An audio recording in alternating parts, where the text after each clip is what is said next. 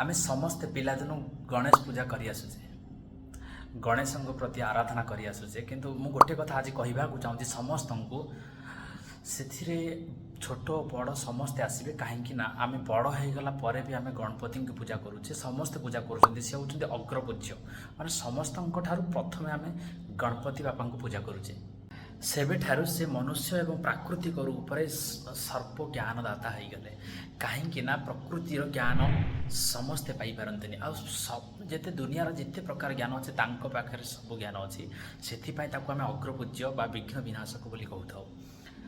एथिपाई आपण यही गणेश पूजा कौन करवा उचित। ये गणेश पूजाटी आमर 27 तारीख अगस्ट मास बुधवार दिन पड़ुछि से आम यही काम कले आम उपर गणेशंकर कृपा बरसी गोटे जिनस कौन ना जदि आम गणेश को 21 मोदक किंबा 21 लड्डू पूजा करी छोट पिला माननकु बांटी देउचे ताहाले आम प्रति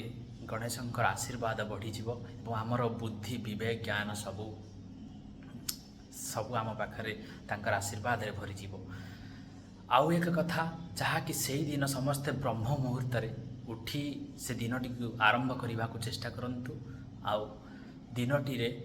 एमिति किछि जहाँकि खराब गुण से दिन ठारू दूरे दियंतु आउ किछि भल गुण से दिन ठारू आरंभ करंतु देखंतु जीवन केते सुखमय आ समृद्धिमय हो जिवो। जदि वीडियोटी आपको टिके भी इनफॉर्मेटिव लगी ताले वीडियो को लाइक और सब्सक्राइब जरूर करूँ।